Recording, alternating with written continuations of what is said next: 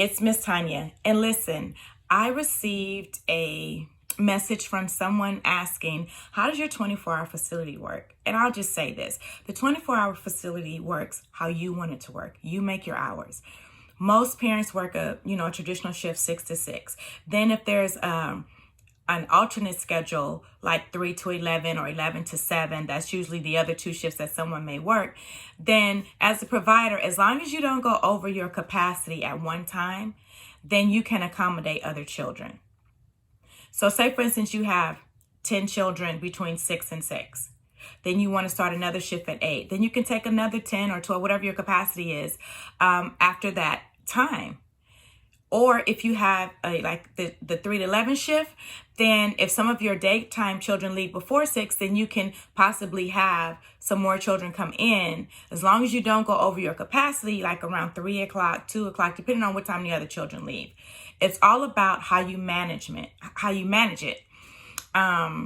It's definitely about time management and about how you can fit the children in that need the care. I will say this. When you do overnight care, you need to have someone that is awake to watch the children. Just like you do in the daytime. The liability is great. You need to have someone awake to make sure they are breathing, to make sure no one has thrown up in their sleep and they're, they fell asleep in it or whatnot. Make sure that if someone has to go to the restroom, they can go to the restroom. You need to be awake and watch the children. Make sure no one gets a fever, no one gets sick in the middle of the night. So you need to hire a staff or have someone there that is willing and able to be awake in the evening to watch the children.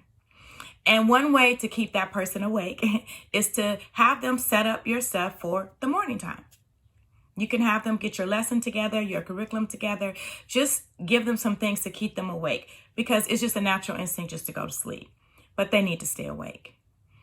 That's how the 24-hour facility would work in my care.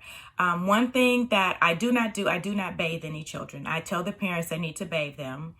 I will, help them put their pajamas on or whatnot if they need assistance with that. But I'm not bathing everybody. I'm not doing that. If you work a 3 to 11 shift in the morning when they get up, get them up a little earlier, you can give them a bath. If you're bringing them at 11 p.m., your shift is from 11 p.m. to 7 a.m., then you can give them a bath and already have them in their pajamas before they come.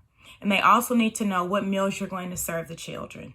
If you're coming at 11 p.m. to 7 a.m., you should have already been fed. You need to really be asleep, and it's just time to lay down when you get to daycare and just go back to sleep. And by the time you wake up in the morning, I can give you breakfast. Mom will be on her way, and there it is. If you have a child that's here from 3 to 11, that's typically around snack, dinner, and evening snack. So that's 3, 1 meal and then 2 snacks that you would give the child.